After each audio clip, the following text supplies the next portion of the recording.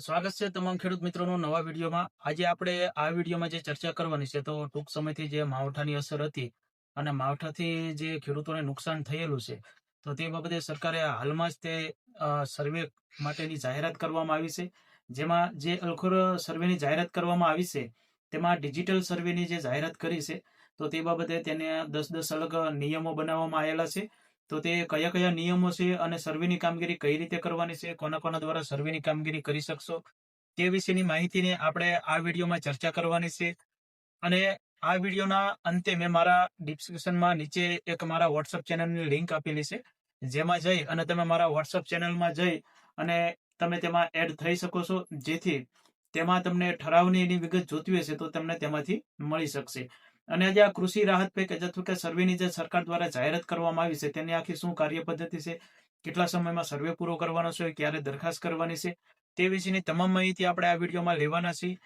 અને સરકાર દ્વારા જે હાલ ડિજિટલ સર્વેમાં જે ફેરફાર કરવામાં આવ્યો છે, એટલે કે સર્વેની કામગીરીમાં જે ડિજિટલ સર્વે કરવાની જાહેરાત કરવામાં આવી છે તેમાં તમે કઈ રીતે સર્વેની કામગીરી કરી શકશો અને કઈ રીતે તમારા જીઓ ટેકિંગથી કે તમારી રીતે તમે ફોટા અપલોડ કરી અને તમારો સર્વે તમે કરાવી શકશો. તો તે વિશેની સંપૂર્ણ માહિતી આપણે આ વિડીયોમાં લેવાના છીએ.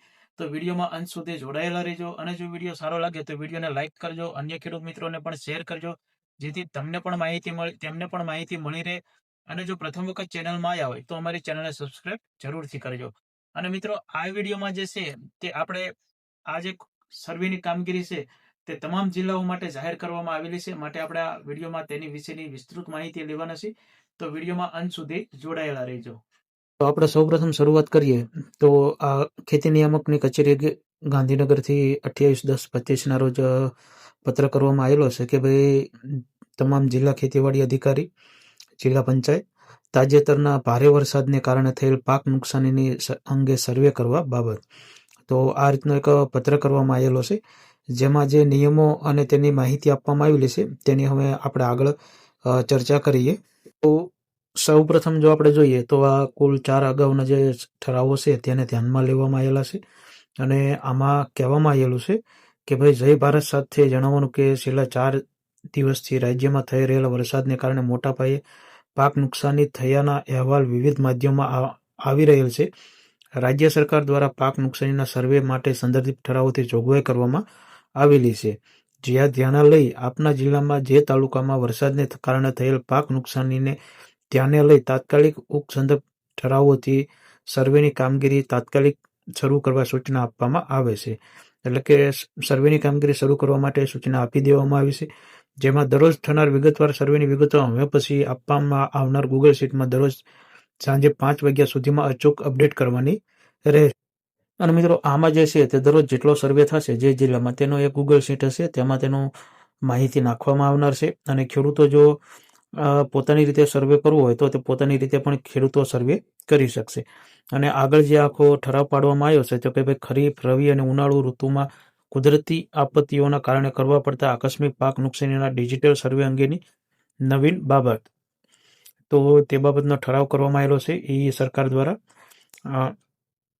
ખરીફ, રવિ અને ઉનાળુ ઋતુમાં કુદરતી આપત્તિના કારણે કરવા પડતા આકસ્મિક પાક નુકસાનીના ડિજિટલ સર્વે અંગેની નવી બાબતની યોજનાને વંચાણે લીધે ક્રમાંક 1 અને 2-3થી ખેતી નિયામકની કચેરીએ ઉક્ત ઠરાવના અમલીકરણ અને ચૂકવણાની જોગવાઈ સુધારો કરી આપવા રજૂ કરેલ દરખાસ્ત સરકારશ્રીની વિચારણા હેઠળ હતી. જે જોગવાઈઓ ધ્યાને લઈ કાળજીપૂર્વકની વિચારણાના અંતે ચૂકવવાની કાર્યપદ્ધતિની શરત નંબર 1 થી 4 અને 9 રદ કરવામાં આવશે, તેમજ નીચે મુજબની શરતોનો ઉમેરો કરવામાં આવે છે. તો કે આમાં જે સુધારા ઠરાવ કરવામાં આવ્યો છે તે આપણે વિગતવાર જોતા જઈએ તો ભારે વરસાદ, પૂર, કમોસમી વરસાદ, વાવાઝોડું વગેરે જેવી કુદરતી આપત્તિઓથી થયેલ પાક નુકસાન અંગેના અહેવાલ જિલ્લા વહીવટી તંત્ર પાસેથી મેળવીને ખેતી નિયામકશ્રીએ પોતાની સત્તાની રૂએ રાજ્ય કક્ષાના સંકલનમાં સેટેલાઇટ ઇમેજ આધારિત ઇમ્પેક્ટેડ વિસ્તાર સેટેલાઇટમાં પ્રોજેક્ટ હેઠળ મેળવવાનો રહેશે. એટલે કે આમાં જે છે તે મેળવવાનો રહેશે જે વિસ્તારમાં નુકસાન થયું હોય તેનો સેટેલાઇટના માધ્યમથી. પછી બીજી જોગવાઈ એવી છે કે જિલ્લા કક્ષાએથી જિલ્લા ખેતીવાડી અધિકારીશ્રીએ ટીમો બનાવીને વિગતવાર સર્વે કરવાનો રહેશે. અને આ ડિટેલ સર્વેના ભાગરૂપે અસરગ્રસ્ત વિસ્તાર પૈકીના તમામ સર્વે નંબરમાં ડિજિટલ સર્વે દિન 20માં પૂર્ણ કરવાનો રહેશે. એટલે કે જિલ્લા ખેતીવાડી અધિકારી ટીમો બનાવી અને તેનો વિગતવાર સર્વે કરી અને તેનો જે સર્વે છે તે 20 દિવસમાં પૂર્ણ કરવાનો રહેશે. ત્રીજી જોગવાઈ છે તો કે આ સર્વે કરાવવા માટે પાક નુકસાનીની ઘટના બને ત્યારે ખેતી નિયામક શ્રીએ કૃષિ પ્રગતિ કમાન્ડ એન્ડ કંટ્રોલ સેન્ટર મારફત સેટેલાઇટ ઇમેજ આધારિત ઇમ્પેક્ટેડ વિસ્તારનો સર્વે નંબર વાઇઝ પ્રાથમિક રિપોર્ટ મેળવી દિન 12માં જિલ્લા કક્ષાએ મોકલી આપવાનો રહેશે. એટલે કે સેટેલાઇટ દ્વારા સર્વે કરી અને તેમાં જે કોઈ પણ વિસ્તાર સર્વે નંબર નુકસાનીવાળો જણાય તો તેને દિન 12માં જિલ્લા કક્ષાએ મોકલી આપવાનો રહેશે. અને પછી ચોથી જોગવાઈ એવી છે કે ડિજિટલ સર્વે માટે સર્વેની ટીમો વીસી અથવા તો અન્ય સર્વેયરને મદદ લઈ શકશે અને આ કામગીરી માટે અસરગ્રસ્ત ગામડાઓ જિલ્લા કલેક્ટર દ્વારા નક્કી કરવાના રહેશે. એટલે કે આમાં ડિજિટલ સર્વે માટે વીસી છે અથવા બીજા કોઈ અન્ય જે સર્વે કરતા હોય તે મેળવી શકાશે અને અસરગ્રસ્ત ગામડાઓ હોય તે જિલ્લા કલેક્ટર દ્વારા નક્કી કરવાના રહેશે. પાંચમી જોગવાઈમાં ડિજિટલ સર્વેની કામગીરી માટે દરેક સર્વે કરેલ અને અસરગ્રસ્ત સર્વે નંબરના ફોટા જીઓ ટેગિંગ સાથે કૃષિ પ્રગતિ મોબાઈલ એપ્લિકેશન પર અપલોડ કરવાના રહેશે. આ કામગીરી માટે ખેતર વાઇઝ ₹25 સુધી ચૂકવી શકાશે.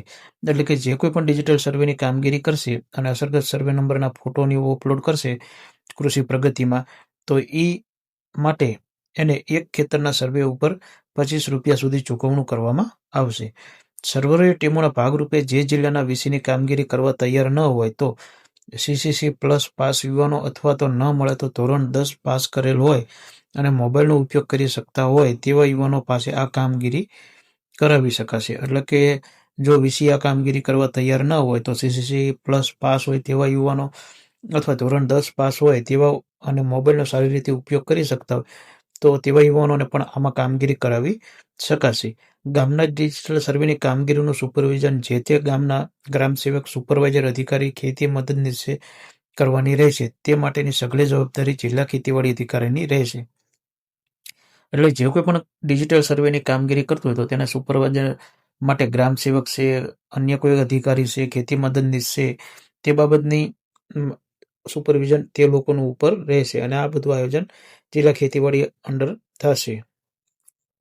અને 8 નંબરની આપણે જોગવાઈ જોઈએ તો ઉપર મુજબની કામગીરી પૂર્ણ કરી આ સર્વેના આધારે કૃષિ પ્રગતિ કમાન્ડ એન્ડ કંટ્રોલ સેન્ટર મારફતે આ ડિજિટલ સર્વે અને સેટેલાઇટ ઇમેજ મેચ કરી નુકસાનીનો સર્વે નંબર વાઇઝ રિપોર્ટ દિન 7માં ખેતી નિયામક શ્રીએ મેળવીને અને ચકાસણી કરીને જિલ્લા કલેક્ટરને એપ્રુવલ માટે રજૂ કરવાનો રહેશે.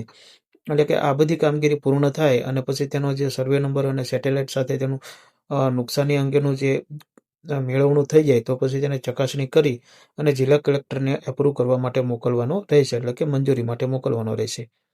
નુકસાનીના જિલ્લા કક્ષાના તમામ રિપોર્ટ કલેક્ટર પાસેથી મળીએથી સર્વે પૂર્ણ થયેથી ખેતી નિયામક શ્રીએ આ રિપોર્ટના આધારે પોતાના મંતવ્યોની સાથે સહાયની દરખાસ્ત દિન 15માં રાજ્ય સરકારને રજૂ કરવાની રહેશે. એટલે કે પછી આ બધું ઓકે થઈ જાય અને પછી તેમાં બરોબર હોય ને સર્વે થઈ જાય તો તે રાજ્ય સરકારમાં દિવસ 15માં દરખાસ્ત કરવાની રહેશે. અને જોગવાઈ નંબર 10 જોઈએ તો પાક નુકસાની માટે Krushi Pragati mobile application, satellite image, drone તેમજ અન્ય ટેકનોલોજી ઉપર કરેલ સર્વેના ચૂકવણાની દરખાસ્ત તાલુકા લેવલ પર વિસ્તરણ અધિકારી ખેતી તરફથી તૈયાર કરી સંબંધિત તાલુકા વિકાસ અધિકારીને પ્રતિ સહી કરી જિલ્લા ખેતીવાડી અધિકારીને રજૂ કરવાની રહેશે. એટલે કે સર્વેની કામગીરી પૂરી થઈ જાય અને જે કોઈ પણ ટેકનોલોજીનો ઉપયોગ કર્યો એને દરખાસ્ત પૂર્ણ થાય એટલે વિસ્તરણ અધિકારી ખેતી તૈયાર કરીને તાલુકા વિકાસ અધિકારીને આપશે અને તેમની સહી થઈ જાય પછી જિલ્લા ખેતીવાડી અધિકારીને રજૂ કરવાની રહેશે. અને જોગવાઈ નંબર 11 એવી છે કે ખેડૂત ઈચ્છે તો કૃષિ પ્રગતિ મોબાઈલ એપ પર ફોટા અપલોડ કરી શકશે. એટલે ખેડૂતો પણ જો પોતાની રીતે એપ્લિકેશન ઉપર ફોટા અપલોડ કરવા હોય તો તેઓ પણ અપલોડ કરી શકશે. આ માટે મિત્રો જો કોઈ આપને પ્રશ્ન હોય તો આપ મને કોમેન્ટમાં કોમેન્ટ કરી જણાવી શકો છો અને જો કોઈ આપણને પ્રશ્ન હોય તો કોમેન્ટ અવશ્ય કરજો. અને આમાં સમય મર્યાદાનું કોષ્ટક આખું આપેલું છે. તો ખેતી નિયામક શ્રીએ સેટેલાઇટ ઇમેજ આધારિત ઇમ્પેક્ટ વિસ્તારની માહિતી મેળવી જિલ્લા વહીવટી તંત્રને આપવી. તેના માટેની કુદરતી આપત્તિની ઘટના બન્યાથી 12 દિવસની અંદર. પછી વિગતવાર ડિજિટલ સર્વેની કામગીરી સર્વે હુકમ થયેથી દિન 20માં. પછી ડિજિટલ સર્વે અને સેટેલાઇટ ઇમેજ મેચ કરી નુકસાનીનો સર્વે નંબર વાઇઝ રિપોર્ટ જિલ્લા કલેક્ટરને મોકલી આપવો દિન 7માં. ખેતી નિયામક શ્રીએ સરકારશ્રીને ઠરાવની થતી સંકલિત દરખાસ્ત તો સર્વે પૂર્ણ થયાથી દિન 15માં કરવાની રહેશે. તો મિત્રો આ બધી તેની આખી કાર્યપદ્ધતિની રીત હતી જે આપવામાં આવેલી હતી. અને મિત્રો આ બધી જે તેની નકલને એવું રવાના કરવામાં આવ્યું છે તે છે, અને કોના દ્વારા મંજૂર કરવામાં આવેલું છે તેના વિશેની માહિતી આપવામાં આવેલી છે. અને મિત્રો જો તમને આ વિડીયો સારો લાગે તો વિડીયો અન્ય ખેડૂત મિત્રોને શેર કરજો, જેથી તેમને પણ આ વિશેની માહિતી મળી રહે. અને જો પ્રથમ વખત ચેનલમાં આવ્યા તો ચેનલને સબસ્ક્રાઈબ જરૂરથી કરજો. અને મિત્રો આ અમારી ચેનલમાં તમને પ્રાકૃતિક ખેતી તેમજ સરકારશ્રીની જે આવી વિવિધ યોજનાઓ હોય જે સીધી ખેડૂતો સાથે સંકળાયેલી હોય તેના વિશેની માહિતી તમને અમારી યુટ્યુબ ચેનલમાં મળતી રહેશે.